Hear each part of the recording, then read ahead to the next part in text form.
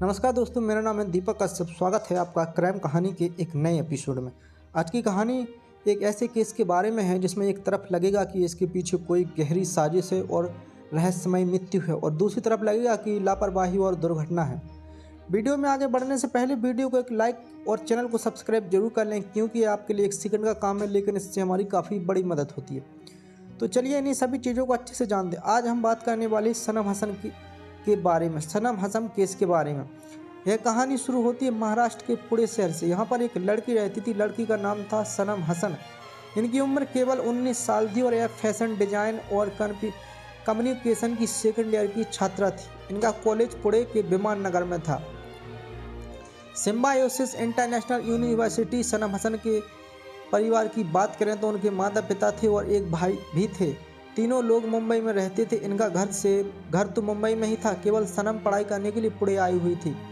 यह यूनिवर्सिटी के girls hostel में रहती थी। अच्छा परिवार था, पैसे रुपए भी थे। सनम हसन पढ़ाई करने के साथ साथ अपना खर्च उठाने के लिए एक जाने माने ब्रांड के शोरूम में काम भी करती थी। यह शोरूम फिनिक्स शॉपिंग मॉल में था। वैसे तो सनम हसन एक फुटबॉल प्लेयर भी थी और अपने यूनिवर्सिटी के लिए फुटबॉल खेलती थी। यह हर फील्ड में अच्छा कर रही थी। माता पिता अपनी बेटी से बहुत खुश थे। पढ़ाई में भी अच्छा कर रही थी और साथ में खुद का खर्चा भी उठा ले रही थी। अगर यह जो नहीं भी करती तो कोई भी दिक्कत नहीं थी। यह 2012 का साल चल रहा था और अक्टूबर में सनम हसन का बर्थडे था। इनके कॉलेज में जहां यह काम करती थी, उस फिनिक्स मॉल के शोरूम में इनके काफ़ी दोस्त भी थे। इनमें से ही एक थे मोहनीश विजय। यह भी मॉल में काम करते थे। इनकी एज 23 साल थी। जब इन्हें पता चला कि 2 अक्टूबर को सनम हसन का बर्थडे है, तो यह अपने कुछ फ्रेंड्स के साथ मिलकर केक बर्थडे पार्टी ऑर्गेनाइज करते हैं और यह 2 अक्टूबर की रात को यह पार्टी होनी थी। वैसे सनम हसन को पार्टी करने का कोई शौक नहीं था। यह पार्टी में जाती भी नहीं थी। जब इन्हें पता चला कि दोस्तों ने इनके लिए पार्टी रखी है, तो यह मना नहीं कर पाई, पर इन्हें पार्टी अटेंड करने के लिए अपने पिता से परमिशन लेनी थी। दोस्तों ने फ़ोन करके सनम के पिता से बात की। इसके बाद पिताजी ने परमिशन दे दी। अब 2 अक्टूबर 2012 का दिन शुरू होता है। इस दिन सनम हसन का बर्थडे था। सुबह में माता पिता और भाई सनम से मिलने के लिए मुंबई से पुणे आते हैं। विमान नगर के एक होटल में बेटी का बर्थडे सेलिब्रेट किया जाता है। पूरा दिन सनम अपने माता पिता और भाई के साथ रहती है। क्योंकि रात को दोस्तों ने पार्टी रखी थी, इसलिए शाम तक सनम होटल से चली गई, पर परिवार इसी होटल में ठहर जाते हैं। इनको अगली सुबह मुंबई के लिए निकलना था और दोस्तों की पार्टी पुणे के बड़ी गांव के शहरी नाम के एरिया में ब्रह्म सन सिटी के एक रेंटल फ्लैट में थी। यह फ्लैट किसी दोस्त का था और 17 लोग पार्टी में आए हुए थे। इनमें से कुछ कॉलेज फ्रेंड थे और कुछ फ्रेंड्स सनम हसन के पार्ट टाइम जॉब करने वाले एल्ड्रो शोरूम के थे। और यह सभी 17-18 लोग रात को पार्टी करते हैं। अब यह सब तो हो गया। इसके बाद 3 अक्टूबर की सुबह में 8:30 बजे के आसपास थे मोहनीश विजय, जो सनम हसन के कलीग और दोस्त थे। यह सनम के पिता को फ़ोन करते हैं और मोहनीश फ़ोन पर बताते हैं कि सनम की बहुत ज़्यादा तबीयत ख़राब है और उसे हॉस्पिटल में एडमिट किया गया है, अब जल्दी से आ जाइए। यह सुनते ही बदहवास होकर माता पिता पुणे के ससुन जनरल हॉस्पिटल में पहुंचते हैं। हॉस्पिटल में पता चला कि सनम हसन की मृत्यु हो गई। अभी कल ही माता पिता और भाई के साथ बेटी ने बर्थडे सेलिब्रेट किया था, सब कुछ ठीक था, फिर अचानक से यह सब कैसे हो गया। इसके बाद ससुन हॉस्पिटल में ही सनम हसन का पोस्टमार्टम किया जाता है, जिसमें बहुत सारी चौंकाने वाली बातें पता चलती हैं। पोस्टमार्टम के अनुसार मृत्यु से पहले सनम हसन का दिल 70% ब्लॉकेज था। इनके लीवर में, स्टमक और ब्लड में अल्कोहल पाया गया। इसका मतलब कि इन्होंने बहुत ज़्यादा शराब पी रखा था। शराब की ओवरडोज और हार्ट अटैक से इनकी मृत्यु हो गई। साथ ही साथ इनके बॉडी में सीमेन के अंश भी मिले, जो यौन इंटरकोर्स की तरफ इशारा कर रहे थे। अब यह दुष्कर्म था या फिर शराब के नशे में हुआ या इनकी मर्जी से हुआ, कोई नहीं जानता था। यह सब सुनकर माता पिता को बहुत बड़ा झटका लगता है। यह 19 साल की लड़की जो फुटबॉल खेलती थी, जिम जाती थी, अपनी फिटनेस का, अपनी हेल्थ का बहुत ध्यान रखती थी, और यह कोई नशीले पदार्थ का सेवन भी नहीं करती थी, फिर इसकी अल्कोहल ओवरडोज और हार्ट अटैक से मौत कैसे हो सकती है। पोस्टमार्टम में दूसरी बात लिखी थी कि सनम के शरीर में किसी लड़के का दिल था। इसके सीने में इसका खुद का दिल नहीं, बल्कि किसी लड़के का दिल धड़क रहा था। अब एक कैसे हो सकता है। एक तो माता पिता हार्ट अटैक और अल्कोहल ओवरडोज वाली बात मानने को तैयार नहीं थे। अब सनम के शरीर में किसी लड़के का दिल वाली बात यह सब सुनकर माता पिता को लगा कि इनकी बेटी के साथ कुछ तो गलत हो रहा है। अब यह लोग पुणे के ही हियरबड़ा पुलिस स्टेशन में जाते हैं और रिपोर्ट दर्ज कराते हैं। इनका कहना था कि इनकी बेटी के साथ दुष्कर्म हुआ है और फिर कत्ल कर दिया गया। इसके पीछे किसी की बहुत गहरी साजिश है। पुलिस कंप्लेन लिखती है और अपनी जांच शुरू करती है। इसके बाद इन्वेस्टिगेशन में पुलिस ने पाया कि सनम की मौत अल्कोहल ओवरडोज और हार्ट अटैक से हुई है। इसके आगे कुछ खास पता नहीं चल पाया। माता पिता इस जांच के खिलाफ आवाज़ उठाते हैं और केस को सीआईडी को सौंपने की मांग करते हैं। इसके बाद यह केस सीआईडी को सौंप दिया गया। अब सीआईडी अपनी जांच शुरू करती है। उस 2 अक्टूबर की रात को क्या क्या हुआ था सबको जानने के लिए उन लोगों से पूछताछ की जाती है जो लोग उस रात पार्टी में मौजूद थे। एक एक करके सबसे पूछताछ की जाती है। सीआईडी के अनुसार वह बर्थडे पार्टी मोहिनीश विजय ने ऑर्गेनाइज की थी। सब कुछ इसके ही देखरेख में था। यहाँ एक तरीके से कॉकटेल पार्टी हुई थी। इसमें अलग अलग कई तरह की शराब की वैरायटी थी। इसके बाद पता चला कि पार्टी के दौरान मोहिनीश ने सनम को बहला फुसला कर शराब पिलाई। धीरे धीरे करके शराब सनम के लिए ओवरडोज हो गई। इसकी तबीयत बिगड़ने लगी। रात के करीब 2:30 से 3 बजे के बीच में सनम ने 2 से 3 बार उल्टियाँ भी की थीं।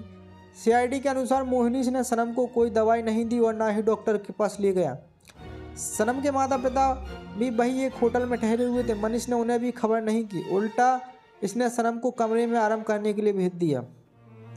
सुबह के 8:30 बजे तक जब सनम नहीं उठती है तो मोहिनीश और कुछ दोस्त सनम को लेकर के क्लिनिक पर जाते हैं, जहां पर डॉक्टर ने सनम हसन को मृत घोषित कर दिया। इसके बाद यह लोग सनम को ससून हॉस्पिटल में ले जाते हैं। फिर मोहिनीश सनम के पिताजी को फ़ोन करता है और केवल कुछ ही किलोमीटर की दूरी पर माता पिता और भाई ठहरे हुए थे। इन्वेस्टिगेशन में आगे पता चला कि मोहिनीश के पास इस तरह की पार्टी करने का कोई भी परमिशन नहीं था और इस तरह की पार्टी केवल 25 साल के ऊपर से लोगों के लिए अलाउड है। यह बात मोहिनीश को पता थी, फिर भी इसने उसी तरह की पार्टी को ऑर्गेनाइज के ऊपर से इसने सनम को शराब पीने के लिए उकसाया भी था।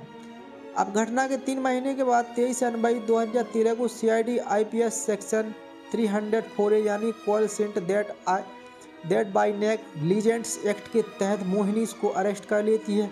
इस समय तक सनम हसन की बॉडी को मुंबई बारसोवा के कब्रिस्तान में दफन कर दिया गया था। जब पोस्टमार्टम रिपोर्ट के ऊपर माता पिता ने सवाल खड़े किए थे तो विसरा रिपोर्ट तैयार की जाती है, जिसमें मृत्यु का कारण पता लगाने के लिए शरीर के सभी अंगों की बारीकी से जांच की जाती है।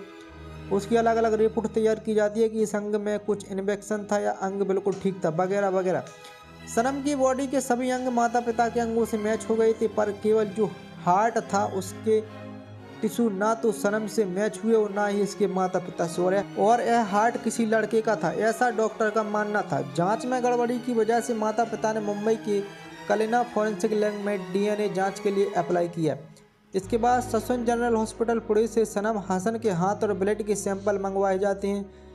इस तरह केस में बॉडी को घर वालों हैंडओवर करने के बाद भी हॉस्पिटल विक्टिम के फॉरेंसिक सैंपल्स प्रिजर्व करके रखते हैं, न जाने कब उनकी ज़रूरत पड़ जाए, क्योंकि अंतिम संस्कार के बाद यह सैंपल मिलना बहुत ही मुश्किल है, नामुमकिन के बराबर है। अब ससून हॉस्पिटल के सनम के हाथ और ब्लड के सैंपल कनिरा फॉरेंसिक लैब में लाया जाता है और माता पिता के भी कुछ सैंपल लिया जाता है। यहाँ पर 15 अलग अलग तरह के जेनेटिक सिस्टम्स की जांच की जाती है। अमीनो जेएनए करके ग्रुप ऑफ प्रोटीन होता है, फॉरेंसिक में इसकी भी जांच की जाती है।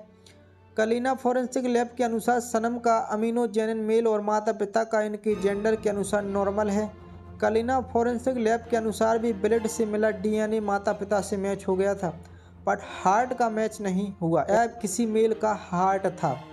अब सनम की बॉडी में जो सीमेन के अंश मिले थे उसका डीएनए मोहिनीश विजय के डीएनए से मैच कराया जाता है, पर यह मैच नहीं हुआ। अब मोहिनीश के खिलाफ कोई सबूत नहीं मिलता तो उसे बेल पर रिहा कर दिया जाता है। अब सवाल उठता है कि एक लड़की के शरीर में किसी लड़के का दिल कैसे आ सकता है? यह कोई किडनी की जैसे तो नहीं है कि बेहोश किया और ऐसे ही किसी का हार्ट किसी और के अंदर नहीं फिट कर सकते हैं। ओपन हार्ट सर्जरी के लिए अनुभवी डॉक्टर की टीम चाहिए होती है, बड़ी बड़ी एडवांस मशीन होती हैं। टाइमिंग भी मायने रखता है कि इतने सेकंड के अंदर यहाँ से हार्ट को निकालकर इस इंसान के सीने में फिट करना है। हमारा हार्ट बहुत सारे कॉम्प्लिकेटेड आर्टरी से जुड़ा होता है, इसको ऐसे ही काट कर निकाल नहीं सकते। हार्ट ट्रांसप्लांट करने के लिए सीने पर बड़े कट लगाए जाते हैं, सर्जरी के बाद टाँके लगाए जाते हैं। इस पर तरह का कुछ भी पोस्टमार्टम से पहले सनम हसन के शरीर पर नहीं था।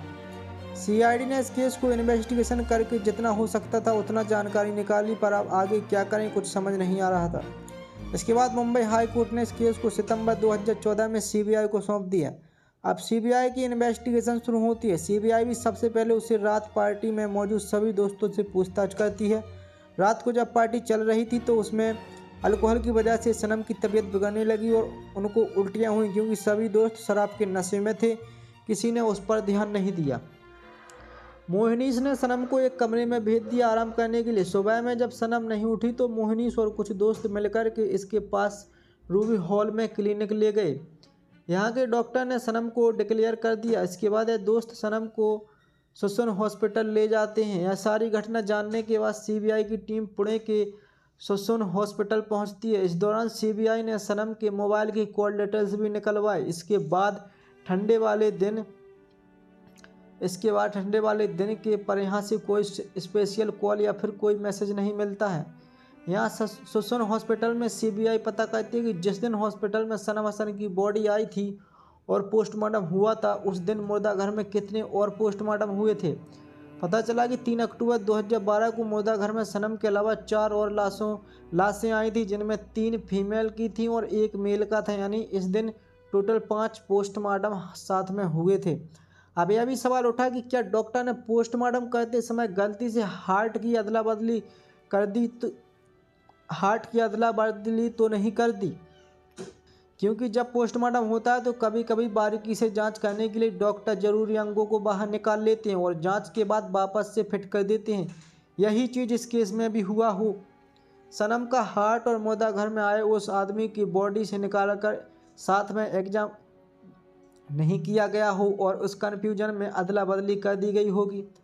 पोस्टमार्टम में एक और नियम होता है कि इस प्रक्रिया को करते समय वीडियोग्राफी किया जाता है ताकि कोई बाद में सवाल ना उठा सके, लेकिन इस केस में कोई भी वीडियोग्राफी नहीं किया गया।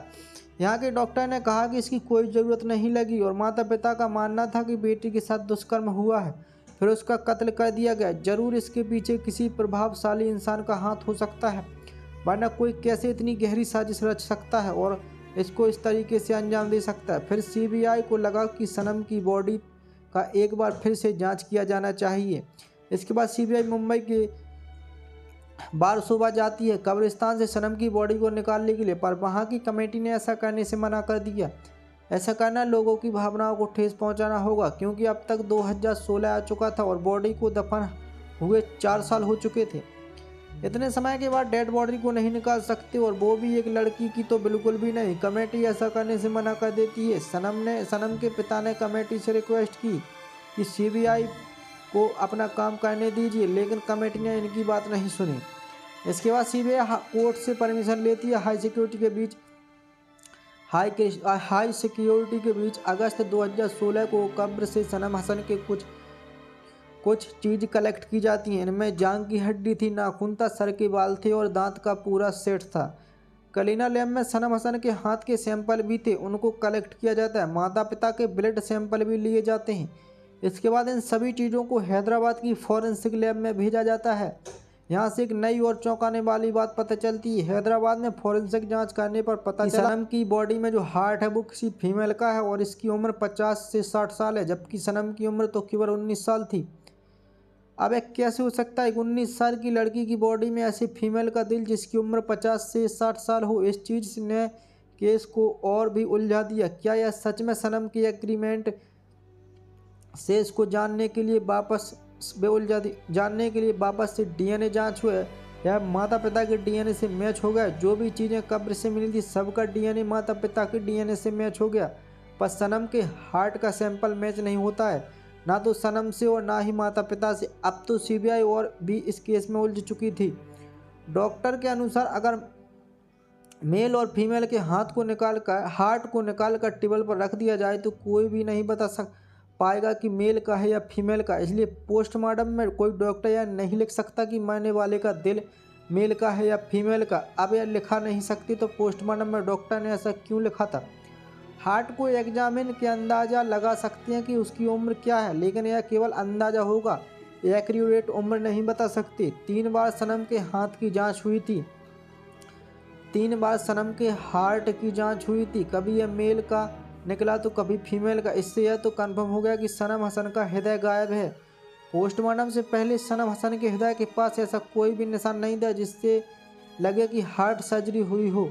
अगर डॉक्टर की लापरवाही की वजह से हार्ट को लेकर इतना बखेड़ा हुआ तो यह केस सॉल्व कर सकते हैं, पर यहाँ केवल हार्ट को लेकर केस नहीं था। बॉडी से दिल गायब होने के साथ साथ सीमेन के अंश भी मिले थे। सीबीआई ने प्यार के एंगल से, दुश्मनी के एंगल से, सनम की अचीवमेंट से किसी को जलन हो सके, उसके परिवार की समृद्धि को देखकर कोई जलता हो, इस एंगल से सीबीआई ने हर तरह से केस की जांच की, पर कोई भी लीड नहीं मिला। माता पिता का मानना है कि उनकी बेटी के साथ दुष्कर्म हुआ है, फिर कत्ल कर दिया गया। इसमें कोई ऐसा इन्वॉल्व है जिसकी पहुंच बहुत ऊपर तक होगी। अगर केस में कत्ल का एंगल है तो यह सब किसने और क्यों किया? आज इस केस को 12 साल हो चुके हैं और यह केस आज भी एक रहस्य है और सीबीआई के पास कोई जवाब नहीं है। यह कहानी सुनाने का उद्देश्य किसी का दिल दुखाना नहीं है, किसी को परेशान करना नहीं है, बल्कि आपको सचेत और जागरूक करना है। आप लोगों को क्या लगता है? आप लोग अपनी राय कमेंट बॉक्स में ज़रूर बताएं।